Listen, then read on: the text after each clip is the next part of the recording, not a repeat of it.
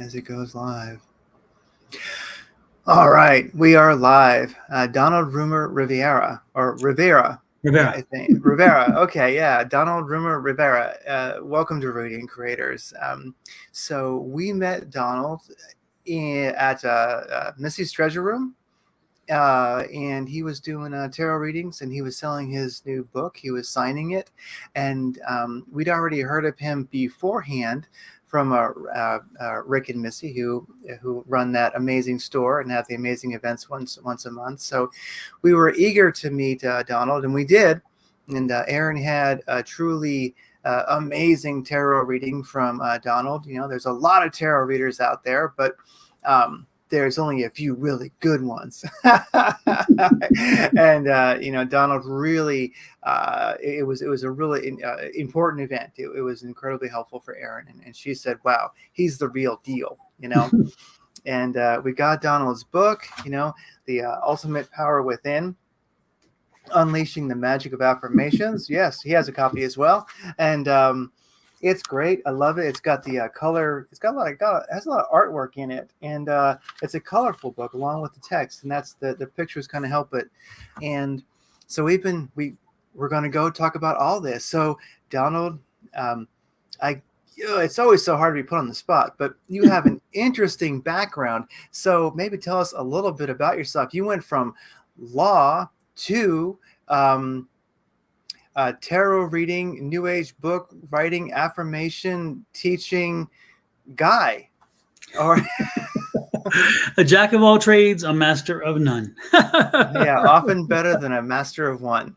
Exactly. It's interesting. At first, I started. It's interesting because the metaphysical is always woven its thread throughout my life, and so that was always like a bit of a constant, but not to the same extent or degree that it is now. But it's always kind of been there because I was blessed to have been born with some gifts that my parents did not poo-poo, and they just said, do you whatever you do. So that was nice, and so that helped to keep that spirit alive throughout. But as I got into certain careers, they didn't quite. They weren't the most welcoming careers for the metaphysical as an attribute. Oh yeah. And so I first came out of school and entered into the electronic engineering field. And so I was working at NSA, National Security Agency, in Fort Meade, Maryland. Wow. And so the U.S. top secret security clearance, all that kind of stuff, and that does not go very well with the metaphysical. Very, very not well. But I was working on specific projects there, and it was quite fun to help grow my career in the engineering field and that kind of stuff. And then from there, I was plucked out of that obscurity into a great opportunity to work with a private contracting company through the government in Germany. And eventually I wound up at a warrior preparation center where I was able to work with a team of people to create a war game, a computerized wargaming system for the military, which we did. And we got it into operation and perfected.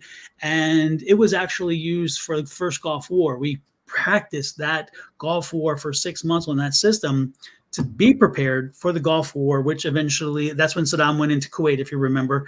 And so when that happened, our programming and our building that system and that networking of systems proved itself very worthy, because we did what the computer said it was going to do, because of the way in which we prepared so well the military to do this, which was wonderful. But at one point, you get to a point where you rise to your level of incompetence. And I'm like, I don't want to be a leader of cats. I don't want to hurt cats. Engineers are not the best people to work for. Mm-hmm. And when you're over them, it's even harder. And I didn't want somebody over me. So I'm like, this is not good. And so it's kind of funny. In the book, in my acknowledgement page, you'll see an acknowledgement to Reba McEntire. And the reason why is that I was coming home I was going back to work at lunch in the early 92. And I was like, this is what I want to do for 20 more years just to get a paycheck, to get a retirement. And I'm like, I don't know. And all of a sudden, Reba McEntire's song "Is There Life Out There" comes on the radio. And I'm like, on that day, in that moment, she was singing to me. She sung to me, and I heard it clearly. So it was my clarion call. I took up that challenge, shall we say, and start putting in place a process to get myself into a place where I could then jump out of a career and go back to school and realize what I want to do that will be satisfying for 30 years instead of just filling a paycheck for 20 years, which I did not want to do. And so eventually it led me to Texas A&M, where I got my bachelor's of political science, and then graduated and went to law school at South Texas College of Law in Houston. And so I jokingly say, Reba McEntire, you're responsible for a Texas attorney. Yeah. But again, not another career that is very pro or very embracing of the metaphysical. It's like, so what did I do? I jumped from the frying pan to the fire, from science to law, but I still kept that Yes. thread weaving through both, and then I also invested in real estate and owned a lot of real estate and and all the while wanting to do more with my metaphysical. So eventually life brought me to a time where I could actually experience that and to take it to the next level. And that kind of gives you a bit of the background. So I am somewhat an engineering mind. I am somewhat of a legal mind, and those help to give me clarity to understand even better what it is I do in the metaphysical, because I don't accept it. I never accepted the metaphysical just because somebody said it, just because a person talked about it and I fell for it, or I wanted to believe it. I needed proof. I needed understanding. I needed to understand there was so many more levels to it. And if I understand that reasoning, then therefore I can agree with it and embrace it. And so, so that gave me a whole different perspective, I think, than a lot of people. And I'm not saying one is better than the other, but again, my mind was like, I need proof. Give me proof, because that's my whole career. All of my careers have been about proof. Show me the money. Oh, yeah. Oh, I love it. Yeah. Well, it's amazing how the awakened life, I will call it, something like you mentioned, you had gifts when you were a youngster that you realized. And I think, people sometimes develop that later in life, but oftentimes you're kind of born with it, and you have these gifts. And the thing is that I've often felt that sometimes universe, you can call it God first, God force, or higher self, or universe, it keeps us out of trouble for a certain amount of time, because we sort of have to go from we have this path to walk. And so it just sort of goes, okay, I'm going to keep you out of trouble. I need you to do this and this and this, because you're going to really start turning on at 23.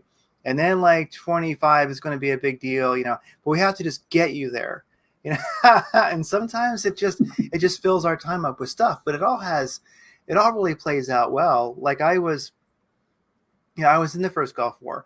So I was NMCB 40. I was there with the Seabeats, the Naval Mobile Construction Battalions. And so I was somewhere in the first Gulf War. I forget. I don't know, in the middle of nowhere. And we were supporting heavy equipment there, our group. And so anyways, I look at that sometimes and I go, man, why was I there? How did I ever get involved in that? But I look at it, and I went to all kinds of extremes all over the world, saw all kinds of stuff that there is no way, very unlikely I would have as a civilian.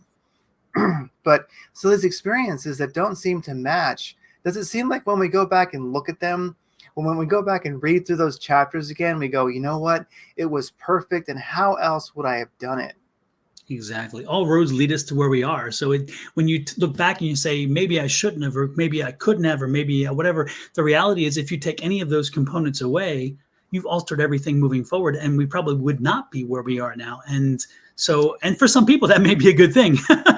Yeah. For me, I am so glad that I am where I am, because I learned from every experience. I learned the engineering side to understand the math of things, to understand why things work and how they work, and also to help me understand my metaphysical skills and how that energy, the energy that is us, the energy that surrounds us, the energy that holds our atoms together, that energy itself is what we tap into in the metaphysical side. That's energy that we sometimes poo-poo and dismiss on the science side. The reality is when you walk into a room and the room is a very low energy, your energy feels it. The energy connects, and it's like, wait a minute, that's a very lower energy than mine. So I'm like, this room is depressed. Or you walk in and it's a high vibrational energy. It's because we are energy. Our energy connects with the energy we're impacting, and therefore we can tell if it's a high or low energy. And so that's the science side of it in that regard. And then the law side is, give me the proof, show me, help me to make a case to prove that this works or why this works and so forth, which again takes me directly to the book, because in the book, I do the background research. I do the case, building a case for why affirmations work and how they work. And more importantly, the fascinating thing about the book in that regard is that until this book was written, and I say this and I could be proven wrong, and I will gladly listen, but I will tell you what, when I started working with affirmations and started trying to understand them, and I looked for books on them, very few books on affirmations. Lots of books, there are not a lot. There are a number of books on affirmations that give you tons of affirmations, but there are very few affirmation books that tell you how they work or give you some reasoning why they work. Instead, it's all this stuff that's been told over and over and repeated in dogma because people did what I call your mom and your grandmother's yoga affirmations. I am great. I am wonderful. And I'm like, that's not what this book about. This book about affirmations is about a new understanding of affirmations and the power in which they can be used to help alter your environment as well as your own person. And so, so again, when you as I looked to find in my legal side of okay, give me the proof, show me the proof. I found university experiments. I found all this scientific background and testing on affirmations. And I think sometimes when you read the papers, they set out to prove that they didn't work, and they were surprised to know that they did. And so I love it because I have scientific research rolled into this book explaining how they work and how it's been proven that they work. And so that is key to this book, is that you're not going to find that in most other books, because again, people who have attacked this issue previously never went to that point. They just kind of said, okay, this is what I've heard. And so, so again, this is to me a groundbreaking book for that purpose. It's something that when everybody on the other side starts poo-pooing you for being woo-woo or whatever you want to call us, I'm like, it's science. It's science. Yeah. And that drives me crazy. It's like, wait a minute, whoa, what are you talking about? What are you talking about? You know, science, metaphysical, I don't know. Nope, it is. It's science. Absolutely. Yeah. It kind of reminded me a bit of Neville Goddard in that. Now, Neville Goddard's very different than how would I put it? One of his books was called, Feeling is the Secret. And you mentioned feeling in the book. And, if I was to like sum up while you were just talking and then also remembering the book, I kind of come up with three things like feeling, ritual, and intuition. And it seems like you really kind of, I'm not sure about the intuition part, but it's there too. Like, because when people think of affirmations, as we get into the book, I think this is a book that you could give a lot of people, because many books, if you have, let's say, well, we lovingly, like, we'll call them normies, right? Somebody who's like, I don't believe in that stuff, right? But for some reason, something sparks them and they're interested, or they see the book on your table or something. I feel like it's a book that if somebody's already like well down the path of, well, I humbly say like awakening, right? They're open to, stuff, right? Yeah. It's going to work for them. They're going to enjoy it. But somebody also who is like, well, I don't know about that. It seems like it gently guides them into it. And like you say, it does talk about science. It talks about, quite a lot. So it seems like you had definitely a runway for people who might have been indifferent, might have been skeptical, to help begin to get off the ground. Was that part of your intent in writing it? No, I wish I could own that, but I really can't. You just went for it. No, the science took me there. And so, again, when I wrote this book, there were 35,000 words. The final book is only 22,005. So 22,500 words to 35,000 is a big jump. But what happened is that other bulk of it, a lot of that was research. I had so much research. And so when I first took a look at the book, having it all together, it was 46 chapters. It is far less than that now. And so as you look at it, a lot of that research, because of the way in which I write and the way in which I think, and how as in law we have to prove this step and then the causation to the next step and the causation to the next step. And that's what I did. And I realized, wait a minute, they don't need all the causation. They don't need that many steps. They need to. So what I did is I took away, I had a good friend who looked at it first, and she looked over and she's like, oh, no. No. And she and I both had our strength and our friendship enough to be able for her to give me honest feedback and Mm-hmm. me to receive it. And at first it was a little painful because I'm like, wait a minute, I've worked a year on this. A year, and you just took a red pen to it? What the heck, But she gave me some very wise insight, and she helped me to reorient my thought, and also to understand that I'm not writing a textbook. I'm writing Mm. something that people can sit down with. They can take to the beach with them. They can take on vacation. They can take on an airplane, and they can go through it and get enough information to give them confidence that this works scientifically.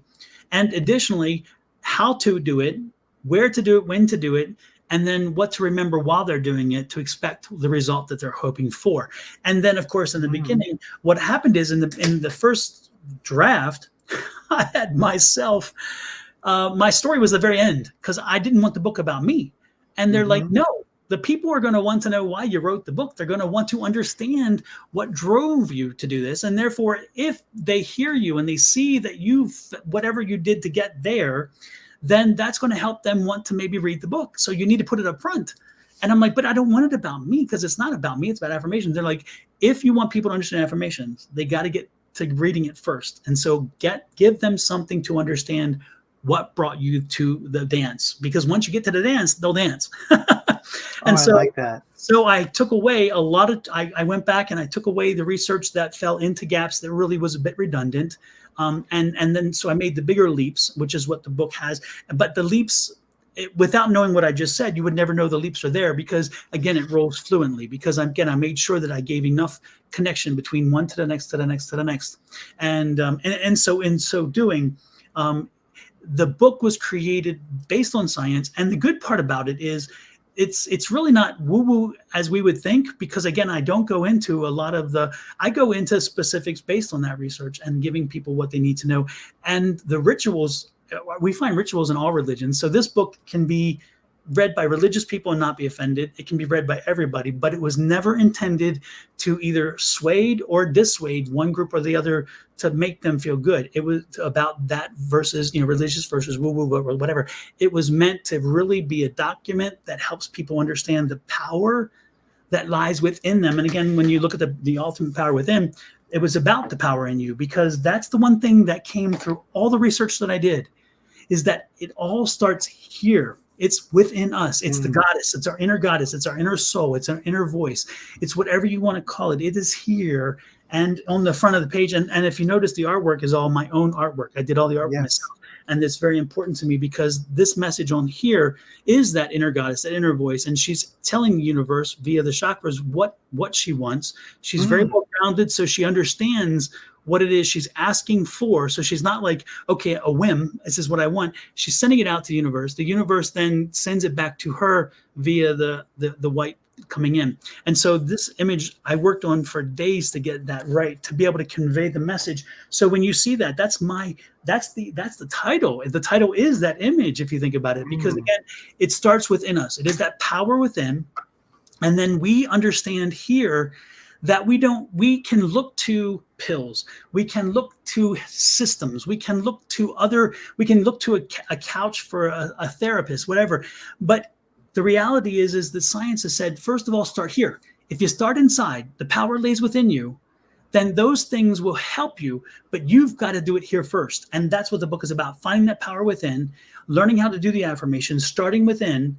And then if we, as we move along, we find the other tools to help us, but don't reach to the tools first, because we can do a lot of what we have learned or been told we can't. And I'm telling you, you can. You can. Which is a message, especially in this day and age. I mean, we've come through a time where it was so traumatic and so much turmoil and so much, and with COVID and all those things, and we were reaching for something else. And it's like, you know what? Reach inside, look inside, and don't be afraid to go there. Because sometimes people are afraid to go to that inner space because they're afraid of what they may see or what they may hear. But to be honest with you, once you connect to that inner voice, that inner spirit, that inner goddess, that inner spirit or goddess opens up in a way that lets you see fully who you are. And once you know who you are, once you own your power, once you own that energy source, then I think that you will understand how much then you can affect change, not only of yourself, but the universe around you. Easily do it. But it takes it can be tricky. It can be tricky. Yeah. Well, yeah. And sometimes people will hear the idea of, well, affirmations and then manifesting.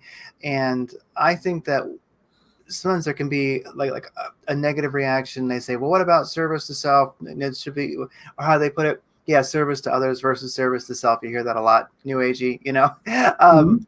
But I've always thought that Stuart Wilde, a great influence, you know, for me. I mean, a really crazy guy from, or he's from Australia or Europe somewhere. Stuart Wilde, crazy character. One of the things that he said early in the game, and I heard this when I was, you know, quite young, so it was like, you know, 40 years ago. Mhm.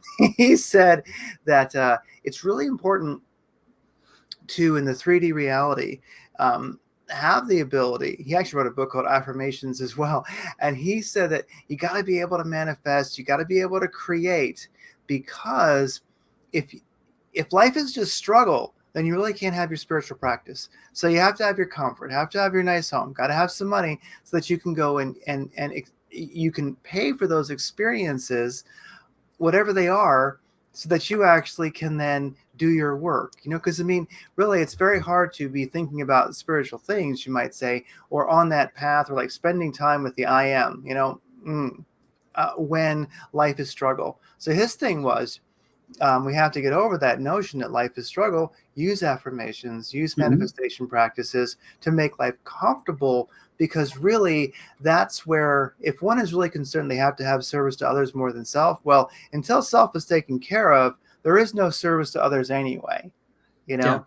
And And so, that would be my yeah, argument. That is the key to my argument right there before anything, is that if you are not whole, if you are not healthy, if you are not bringing your A game, you can still be of service to other people, but what service and how, to what extent? And so again, if you make yourself whole, if you bring this whole being into, into line with so everything is functioning in the same way, and therefore it's uniform with its desires, its hopes, its goals, and whatever. Which again, sometimes we get misaligned. Sometimes our goals are here, our alignment's there, and so that's the cool part. If you are a whole, fully formed, very adjusted human being, then you can serve so much better, because you're not having to worry now about your needs. You're not having to worry about your adjustments, about how somebody may have crossed you or wronged you or said something wrong, because you know what? At that point, you don't care what they think. You don't care what they say. I mean, if I were to sit and listen and worry about what people said all the time,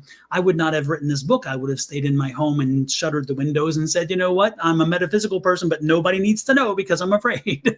oh yeah, So again, it's that creating that whole self, that healthy self, and in so doing, then you serve others. So I do to a degree, I do to an extent disagree with any fact that you have to serve others over yourself, because if you do not serve yourself well, you cannot serve others well. In my opinion, you can serve them, but you cannot serve them as well as if you yourself are whole and complete. And then also one other point, if I could make, and that of is course, in reference to the I ams.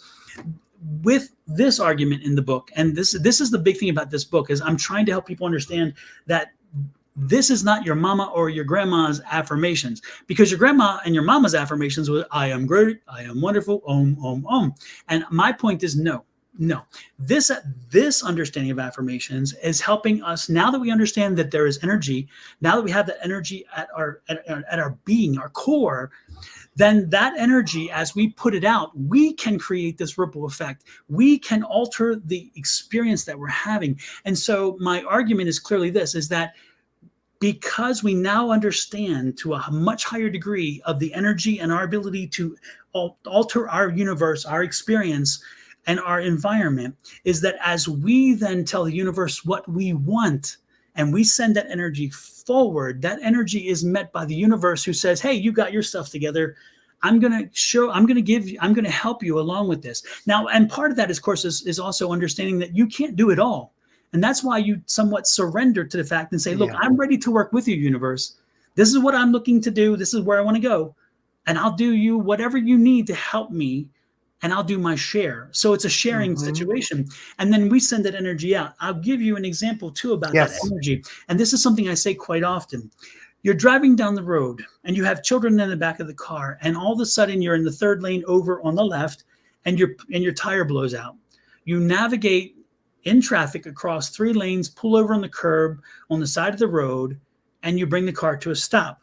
Now, at this point, are we raging? Are we going to what biologically we are predisposed, and the science in this tells you we are predisposed to negative already? Are we going to the negative side and blow up? Oh my gosh, I was running late, and now this happens. This always happens. How does this happen? You get out of the car, you slam the door, you walk around, you look at the tire, the rim is fine, the fender is fine, you just have a blown tire, but you're ranting and raving. And then the person comes up to help you, and then your negative energy touches them. Now they have negative energy when they're only trying to help. Okay, now let's go back to the other side of this. Let's now have somebody who's been doing affirmations and learning to center themselves and to understand that we can retrain the brain. That neuroplasticity now tells us we can now start thinking things positively. So we navigate the car. We, instead of jumping right out, we look to the back and realize those 2 lives in the back seat are healthy and they're wonderful. They don't even know what's going on. They just think I pulled over, right? So I'm thankful that my children are fine. I get out of the car, I walk around the car, and I realize all this traffic I could have flipped, I could have done something, I could have gotten an accident. Thank goodness I didn't.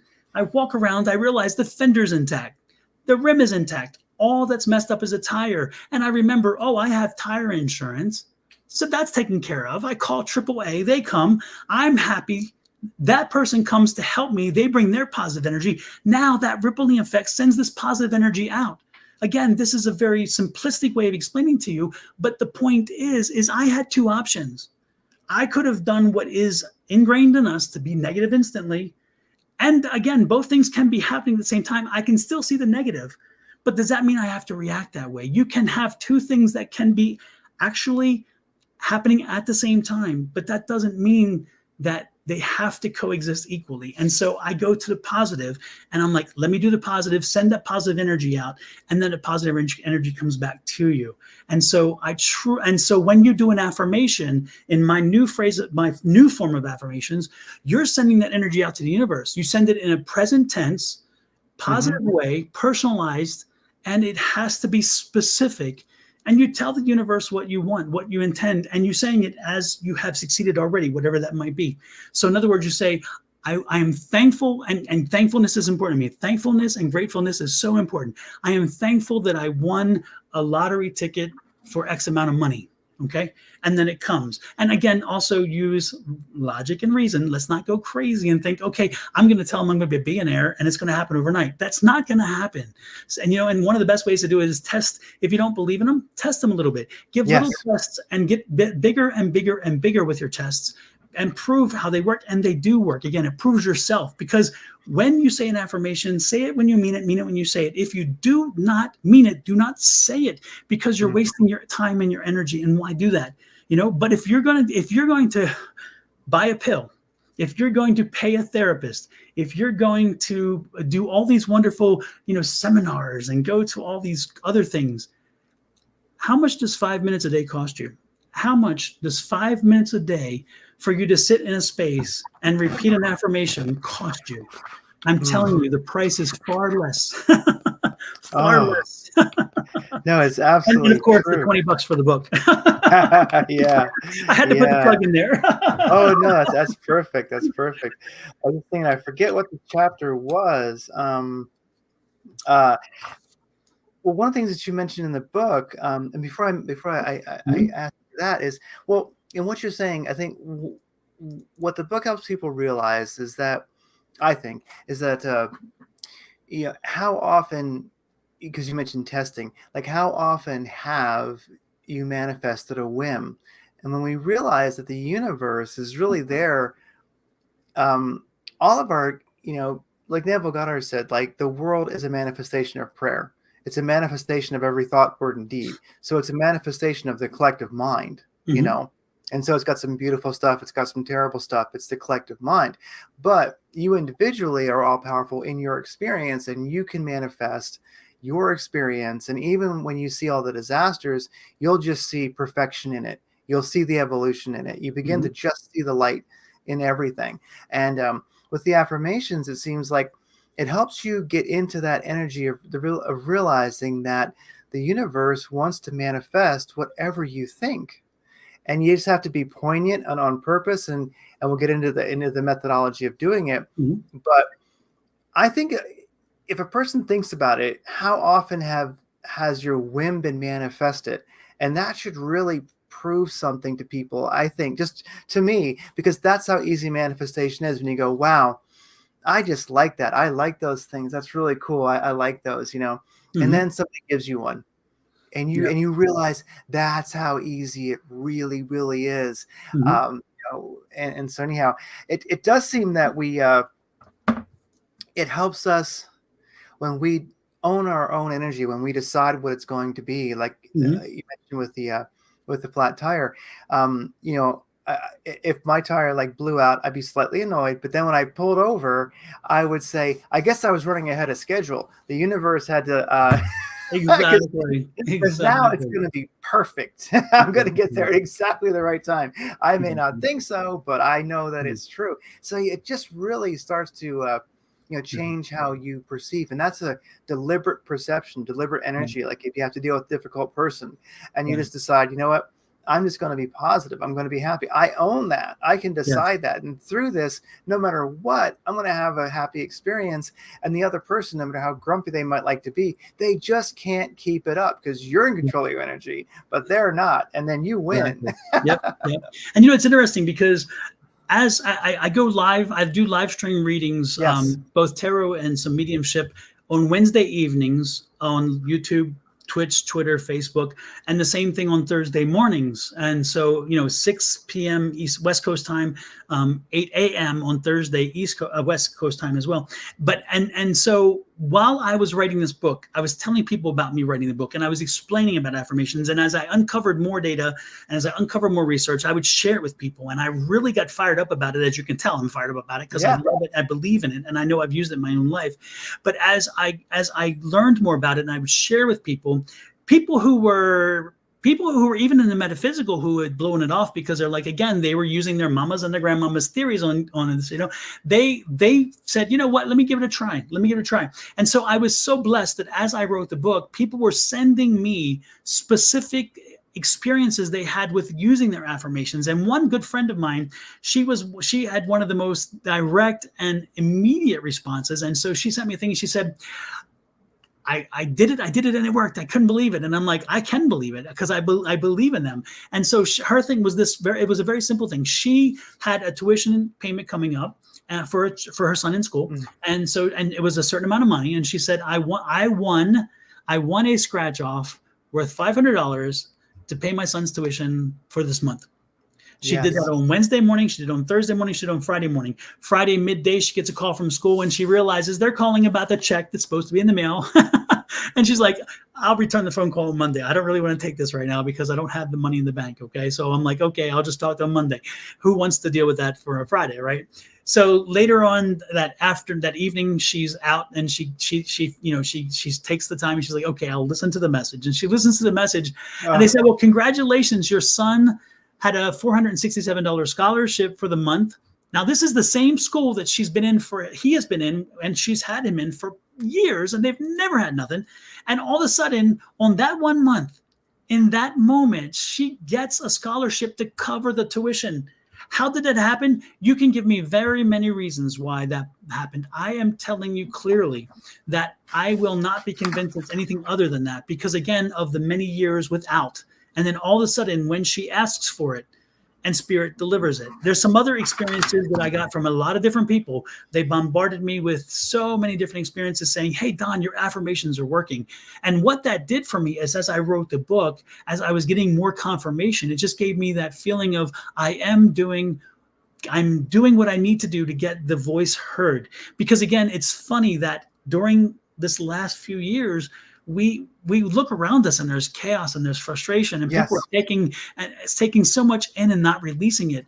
And I'm saying, you know what? They need to hear this voice because if they hear the message of this book and understand that there is another way, again, that's not costing them anything because these days costs are an issue, then they may actually alter their thinking, which alters their lives, which alters their families' lives and creates that rippling effect in a way that they never thought they could because the message wasn't given to them.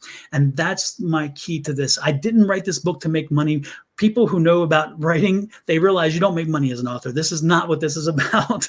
It's not about that. It's about the message that people needed to hear, because as people were confirming with what I was receiving, and I kept hearing, this is something that more people need to know, because if people get the message, they will use it. And the more they use it, they will then understand that they had the power all along. It's been here. The ultimate power is within, which is what the book says. It's the title. Yeah. It is within us. We just have to unleash it. We have to let it out and learn how to use it to our advantage. And once we do that, there's no going back. There's no going back. I'm telling you, I'm living a blessed life because of many reasons, but one of those are affirmations and that positive thinking that comes with that whole concept, which is that mindfulness. Mindfulness is so important to people, and if you haven't learned about mindfulness yet, folks, look it up and learn about it too, because it is very useful in our way of thinking. If we again are approaching it based on our biology, which tells us go negative, man, when you start retraining the brain using that neuroplasticity to help you understand that we can see things in a positive way and we're not violating any rules of nature, then do it. And life can be so much better for having done so. Yeah. And as we create, I think we realize that we're manifesting from the I am. And, when it comes to a spiritual practice, really manifesting the reality the way that you like it is you're right. That's what you're here to do. You can do that, and nothing to be guilty about. Many people think that it is. It's like, no, this earth plane is here for your enjoyment if you so desire, and that's really the point of it, and that's how we evolve. And so I feel like as we're manifesting, you're feeling, I just call it like the I am. So in a sense, every manifestation is a greater experience of self. What do you think of that? Well, no, I think that's the case. And again, that goes back to that higher power, which is again what we're working toward by living this lifetime. We're working toward to be higher power, the higher self, to perfect what we are. And it's interesting too, because when you talk about the I am, it's funny how we are trained as children to fall in line, to get in line, to follow, to listen, to get to do, and not to raise our hand and not stand out too much. It's most often, quiet down, you're too loud, don't say that, it's outside the norm. And we are trained to sit down and be quiet. And it's like, wait a minute, this is what this book is telling you not to do. I'm telling you, break the rules, break the rule, and stand up and say, this is what I want. This is what I demand. By telling us for so long that we are somewhat arrogant or somewhat selfish if we put forward what we want to make us a whole and healthy being, that we give. That's why the I am is so important in that sense, because again, you are tapping that inner person, that inner God is a higher, and saying, look, for me to be at that next level, for me to be that better person that I know is within, this is what I want from the universe. And I'm calling it in. I'm asking it to come in, because now I can. I have this book gives you the permission to be a bit selfish in that regard, to say, Yes. you know what? I am worthy. And again, we are trained not to. We're trained to be quiet, good little citizens, and look for the collective and the benefit. Well, no, it starts here first. So this book gives you permission to say, you know what? Let me help me. And once I help me, then I can turn around and help you. Yeah. And many people, I think, who are listening to this and who, will listen to this and who will read your book. And also, one thing I like about your book is that it's on Audible, which I think is great, because I definitely read books, but I listen to so many books, and, we all have like, a reading list we're always catching up on the paper. But I love when people put things out on Audible, because that is really the opportunity that many people have to listen to things. And also they don't want to wait. It's just, I got to have it down. I got to put it on like double speed. I got to, and so, but many of us have felt like you've been told maybe all of our lives, like, you're just too much for people. You're always turning it down. You're always toning it down. You've always been the odd one. And one thing about this is, you can channel that into affirmations. You can channel that into manifestation. So this too much you've always been actually can be grounded and then it can manifest. And then also, I think you'll find that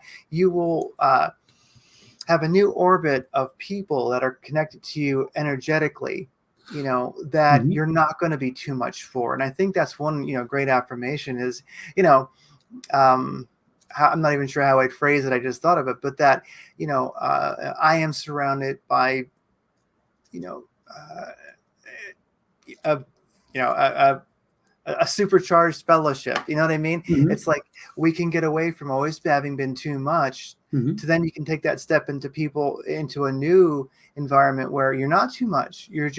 Now you're just normal. You Yeah. you can go be where craziness is natural. And where it's not judged, because It's again, not judged. it's like Yeah. why not ask? Why not ask? Not why not put it out there? And I have an affirmation in the book. You'll see it, and it's my go-to affirmation that I use every day. And even Mm, when I'm in a little bit of a quandary, or when I need a little bit of awakening to get me back in line, and it is, I believe in infinite abundance. I am yes. thankful that my needs and wants are always met. That's a very simple affirmation, but I will tell you what, think about how it's scripted. I wrote that thing specifically, word for word, to fulfill many different needs. I believe, again, I already believe it, so it's there, in infinite abundance. In other words, it is possible in my life, and therefore it is.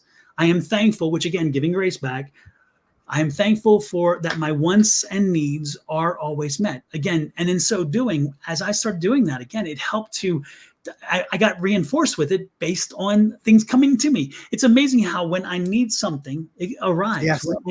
When I needed people, when I needed to understand how to write my own, how to take my writing and perfect it, it showed up. When I needed to understand how to self-publish because I'm independently published, this is not a conglomerate, this is just me.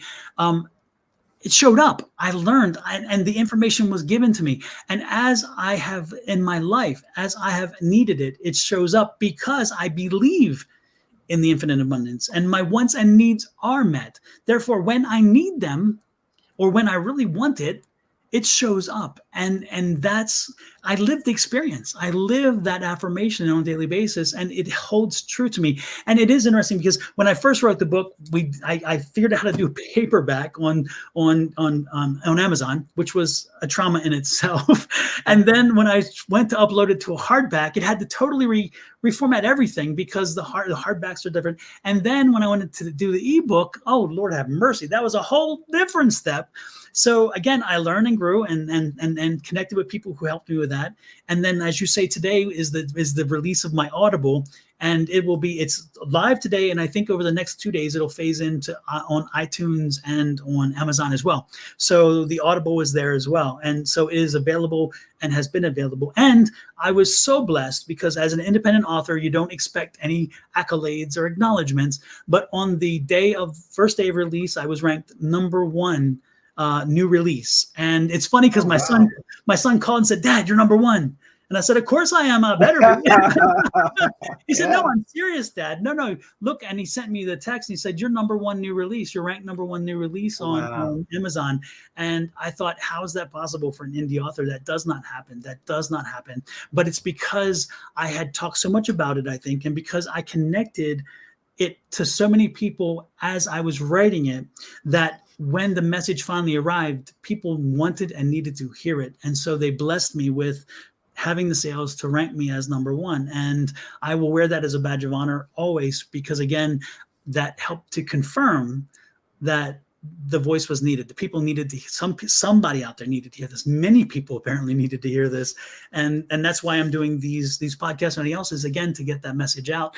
Just because again, when you start using them and you take your own power, man, when you live in your power, man, you can't be stopped. You really can't, because you're like, you know what? I'm not bothered by your no, and I'm not bothered by your negativity. I'm not bothered by this, because I know me and I know what I am capable of. That's a great place to be. Oh, it's a great place to be. And we begin to feel and experience like I call it like the multidimensional reality, like the multiple timelines, and we feel that. And also, it's one of the things is as we develop intuition, well, we have it, we develop it, we get better at it. You know, it it validates a lot of the ways that we see things. I think that for people who are doing this work, who are doing the affirmations, also when you're feeling into something or when you're pondering something, you're actually like you're pondering in the future, in the past, multiple timelines. It's like it loosens reality up, and you start realizing that yes, I am intuiting on a vast array of you can call it frequencies of I'm not in linear time right now when you're intuiting. I've just stepped out of that, and my point of perspective of consciousness is now very, very vast. It's no longer singular. And I think that the more we hang out in that space, like what you're saying, how things just came to you, how you learn what you needed to learn. It appeared before you.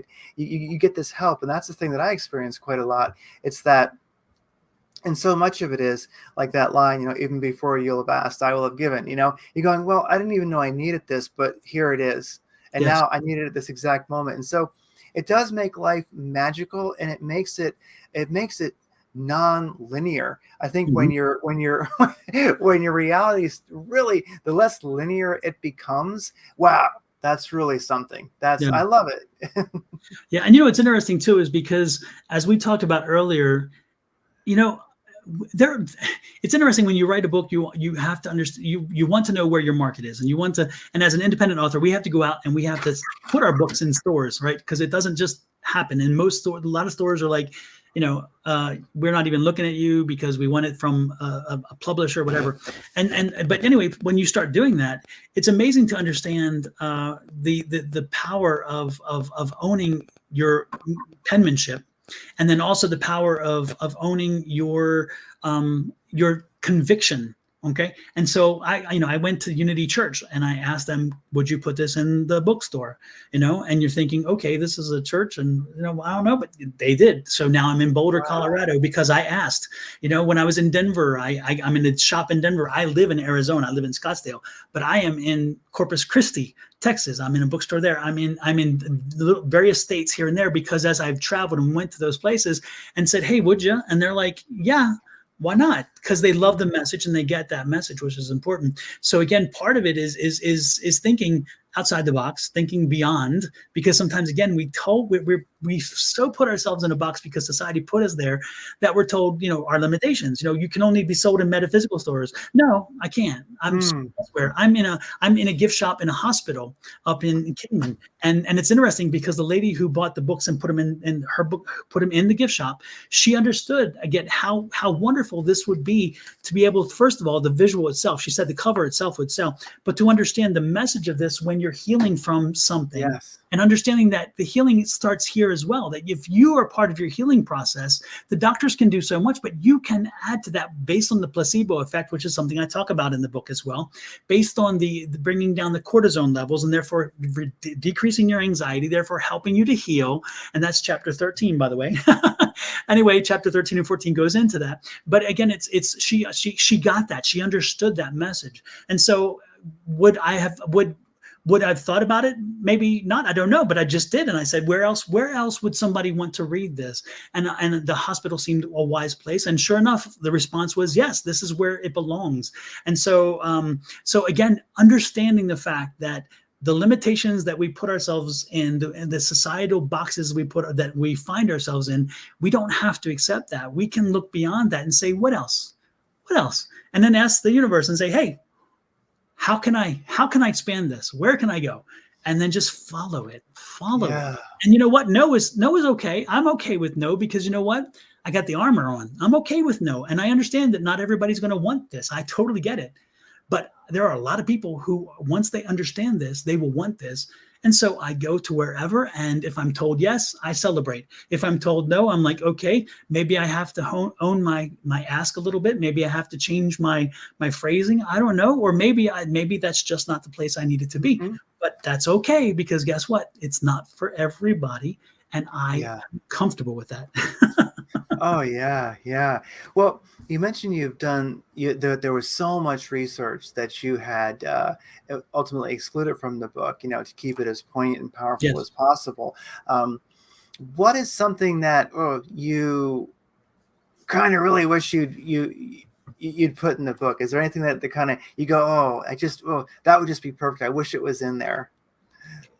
I wish I could say there is, but there really isn't. And that is because, again, the way in which I built the research, one thing on top of the other, I very closely knit it for a legal argument. And because, again, that's how I was thinking when I wrote it. So I so tightly knitted the research. And therefore, once I read it and was given the advice to say, let's go back and look at this, I realized I could get rid of some of the little measures in between, because they don't do anything but give a little more incremental benefit. But the benefit is taking the first step and the next step already there. And so I don't think I shaved anything out that would not necessarily. The one good thing is, again, I got the about the cortisone and how that's so important, because that's a physical manifestation. That's a physical reality of an affirmation. Is science proves there's a physical alteration of our body, which is amazing, right? And then they do the brainwave studies and show you also that. And so, again, I'm giving physical manifestation specific things so people can grab onto that. Also, I went into the placebo effect, which again is why the hospitals are like that too, because again, the placebo effect says that if you believe you are getting better, historically and proven, the placebo effect says you do. Some people do. And that's why in some blind studies with drugs and with chemotherapies and things, they do 3 tests. They do one that's placebo, one that's real. And sometimes the placebo effect is equally good, which tells you maybe the drug isn't as great as you thought it was. Because again, if people think they're better, then they are better. And that's telling you that there's something else at play here. So again, it's all these things rolled into one. So no, there isn't anything specific I think that I would have wanted to bring in the book. If anything, the one frustration about that was that when I got rid of a large group of the research, as I did, the sites went away. But those sites were bound also to something later. And when I got rid of the sites, when I got rid of the research, the site went away. And later on, when I went back, I'm like, oh, I had to put a site here. What happened? And I had to reverse engineer sites. It is very easy to read a book and have a site, and also to read an attorney's notes. My handwriting is atrocious, I promise you.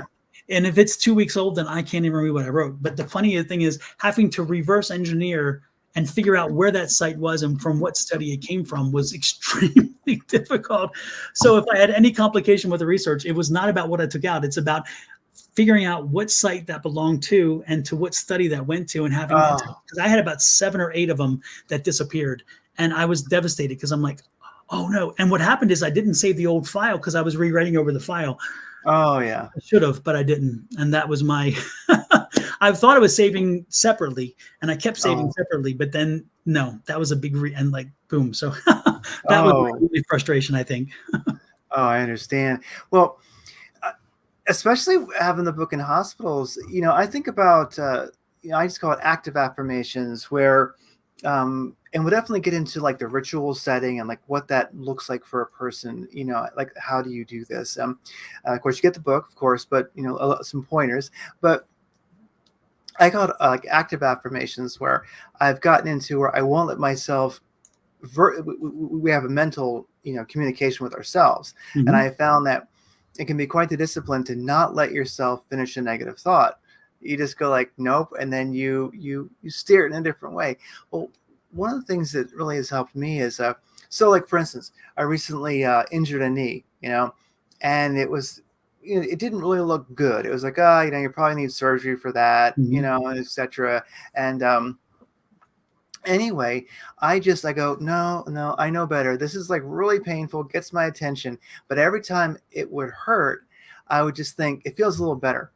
I'm totally lying to myself, right? But it doesn't matter. I'm like, yeah. If anybody asks, how you doing? I'm like, a little better. It's better, And every time I would do physical therapy, it didn't matter if it was getting better or not. It was getting better. That was my experience, and it healed. So a knee injury that's not impossible to heal on its own did quickly. And that was just because whenever anybody asked, how's it, people would ask, how's your knee? I'm like, it's great, doing better. And even when I would feel it and it was painful, it didn't matter. I'm like, you know what? It hurts less than yesterday. It hurts less than it did a minute ago. And I just, you could say, I willed it. I took my energy, my creative force, and just went, And the thing is, I genuinely, from the very beginning, I expected it to get better. It Hmm. didn't really have a choice. And when you start, once that works for a person for a while, you're just gonna, I don't know how to put it into words, but it will work for you. And when it does, it's going to change your perspective. Hmm. Your relationship with reality will change because you Yeah. realize, like, no, I don't need surgery because it's getting better. It feels way better than it did yesterday. But you know, it's interesting in that same vein, and this is the key to what you were saying, which again, which you have you hit the nail on the head, and that is that again, affirmations in my new way of thinking and about the way in which I teach people how to do them in the book is about the energy, tapping into the energy source, not just saying it, but feeling it, believing it, and sending that energy out. And when we have seen in research after research that if you focus energy, they even have pads now that you put energy pads that you put around a broken bone or a fractured bone or something like Oh, that, and also joints, and you send energy, you put in energy into the, so we're talking electric current, you're shocking this into into that area. It stimulates growth. It speeds up growth. It stimulates the chemicals that help to speed up growth and to ensure that you're on the way to again, a healthier person. And that's this, if you are doing your affirmations and you're focusing your energy, you're telling your body's energy, let's focus and remind ourselves on a daily basis by doing an affirmation that my knee is better and I am loving the ability to walk again. And you do that, again, at least 3 times a day, and 3 times in the morning, whatever, however you do your routine. And again, read the book. The ritual is there. It explains how to set your space, how to whatever. But more importantly, sending that energy there, focusing your energy field to that space adds that energy, that additional current, that additional energy that stimulates the body to speed up that healing process, which again is, some people are doing external pads, which is wonderful. But again, I'm reminding folks, external is great, but if you start within and send that message, then you are helping. And then if that comes on, that's even better. But if you can't afford it, which some people may not be able to, you're doing it internally and you're saving yourself a lot of money to do exactly what it is that an external source might do for you. Again, energy, energy, energy. I come back to that because that is key to the new affirmations. The old affirmations are thought. I think, therefore I am. I think, therefore I am. yeah. I'm saying, no, I'm not thinking, I'm telling. I'm putting the energy out to the universe. I'm pushing it out to the universe, telling you, again, exactly what this image is. I'm pushing that energy out there, and the energy will then respond in kind. The universe will send it back to me. And as long as I mean it when I say it when I mean it, I believe and I truly understand it to happen in my life, that the universe does bring it back to me. It does listen. And it says, wow, you got your stuff together. I'm going to send it back to you because you're easier to deal with than the people with all the muddled stuff here that aren't even paying attention. They're messy. I've got to take care of them later, but I'll take care of you. You're easy because I know what you want, because you know what you want. Yeah. It's a strange logic, but that's my logic. Oh, it absolutely is. Yeah. And at a Missy's Treasure Room, I did that. You were there at the Yeah. doing tarot for people, and they had the PEMF, the pads, and they have like the real heavy duty professional systems, Yeah. and I sat there and they put the paddles on there, and they're like, they turn it up and turn it up as much as you can take it. And I'm like, yeah, do it. It sounds awesome. It feels awesome. And of course, here's the big thing about affirmations.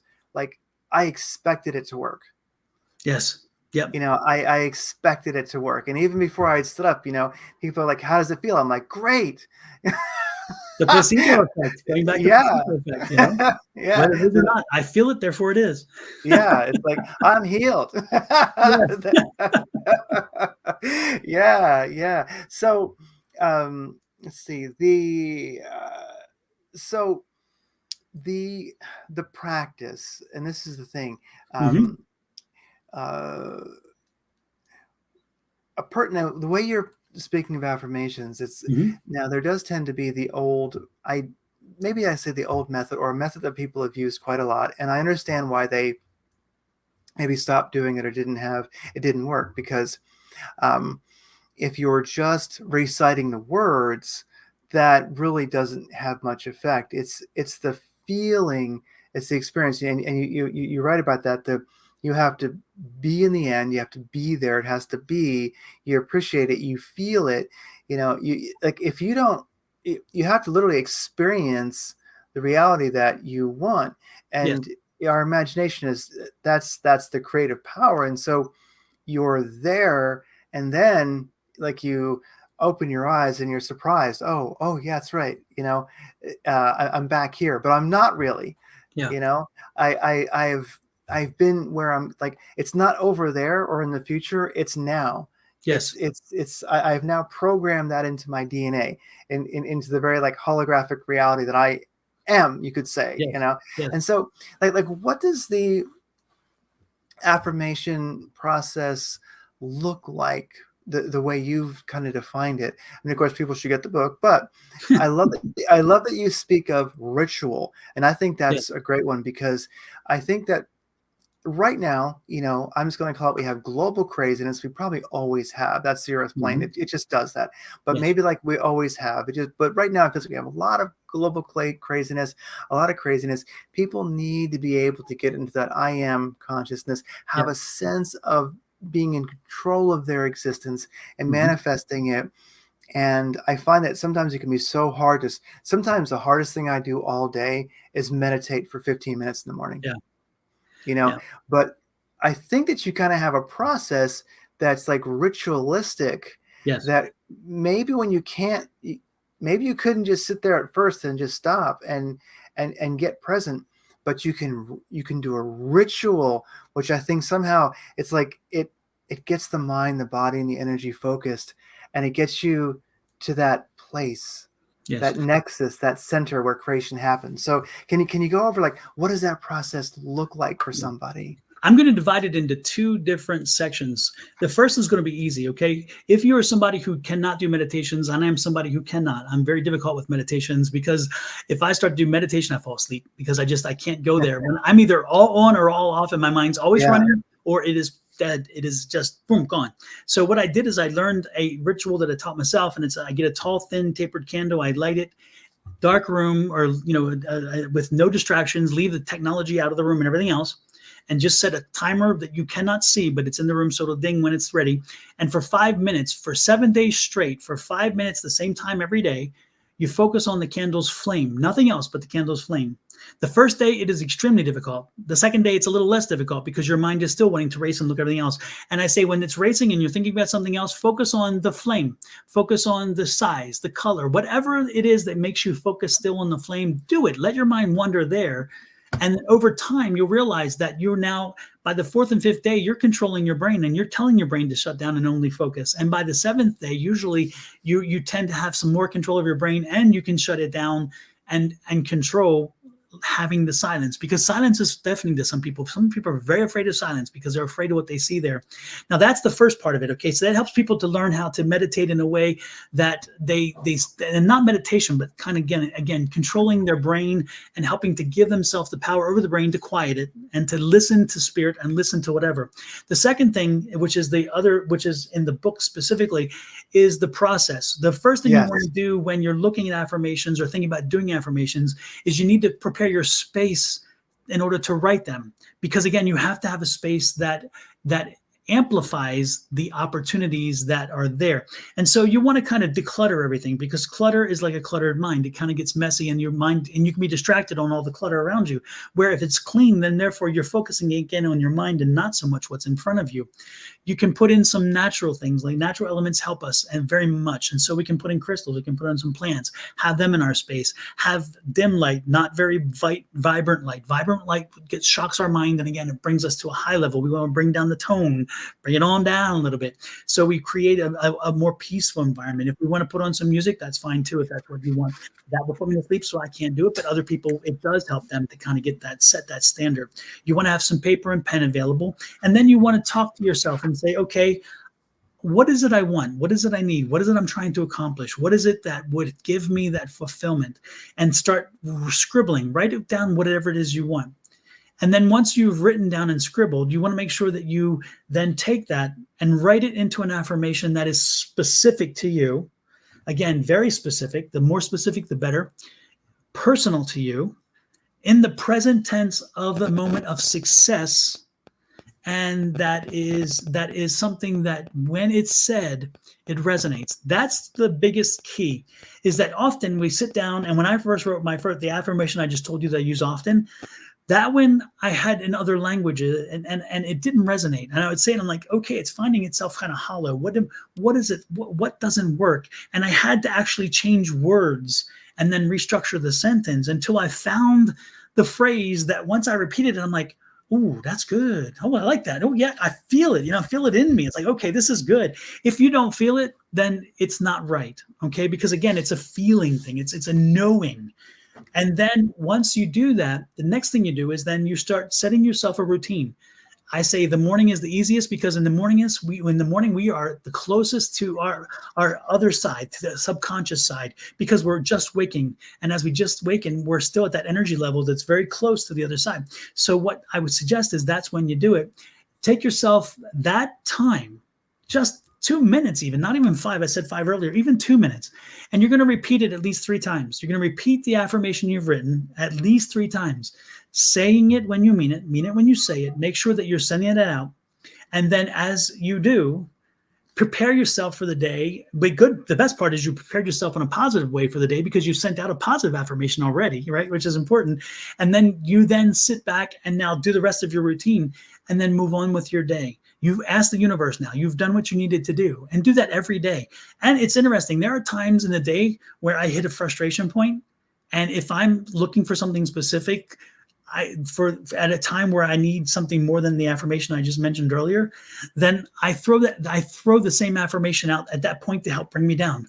I'm like, okay, let's lower the cortisone level because I'm getting really tense, Yes. and this is not healthy. And so I use it as a mantra, reminding myself that the most important focus I have is this, what I'm calling in, and not being distracted by this little problem that seemed frustrating, because that's not where my energy needs to be. My energy needs to be focused on what it is the big picture. And so I use it as a way to remind myself and to bring myself back around to it, because again, it doesn't hurt. And if you want to repeat it again 3 times every time you do is what I suggest. But if you want to do it more than once a day, do it absolutely, but at least once a day. And then the other 2 things that are very important as you do that is remember to include thankfulness and gratefulness into that affirmation.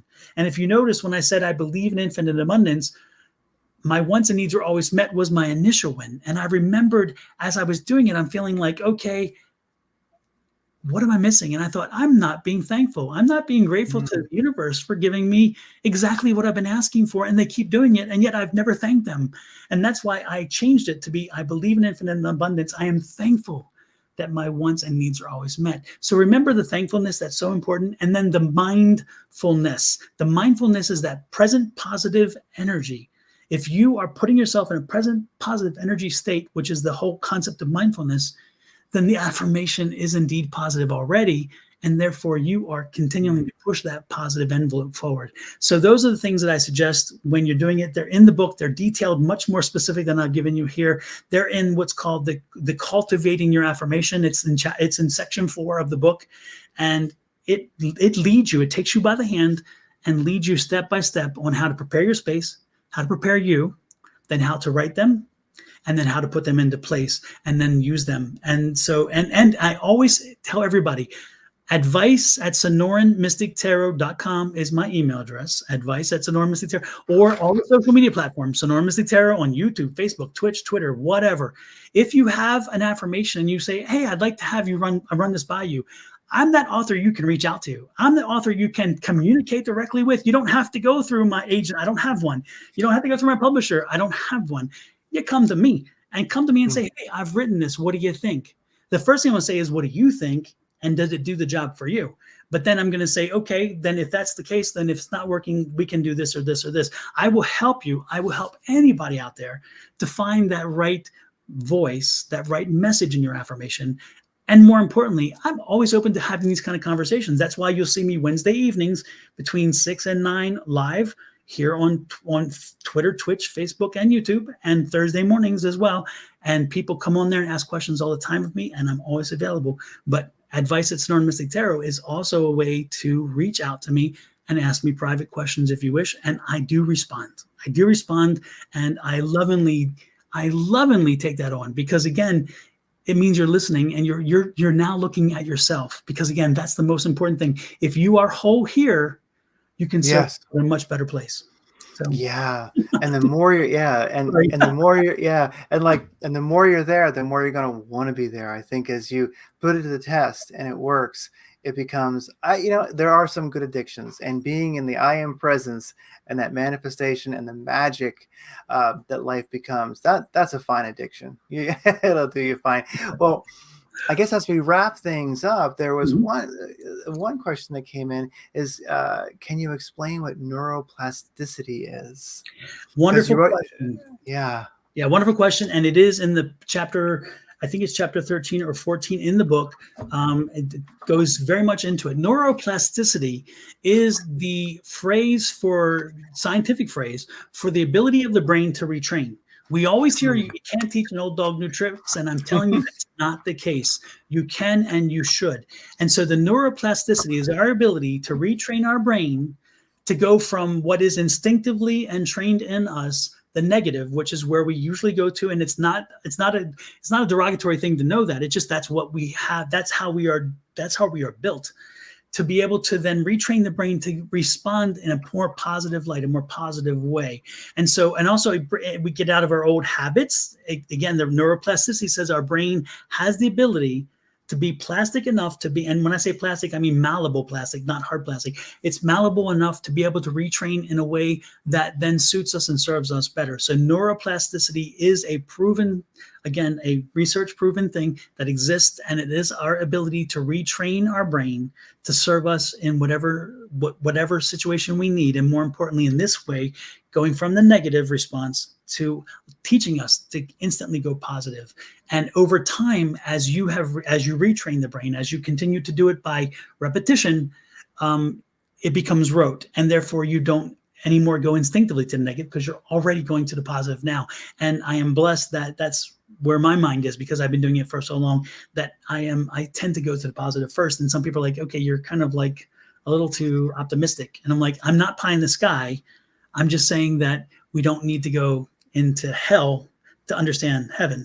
You know what I mean? yeah, It's like I can start here and not be down there. And it's not that difficult, folks. It doesn't take much. It just takes a little of our understanding to respond when the response happens, to be able to catch it and say, whoa, wait a minute. I know that. I'm not going there. No. And then go this way. And over time, you won't even have to catch yourself, because again, your mind will now, because of the neuroplasticity, it will be drawn to that positive, and it will take you there. And so it's a wonderful thing. And again, you can look it up online on Google or anything else. You'll see what it means. And it's again, exactly what I said, but it gives you a better understanding probably than what I've just given you.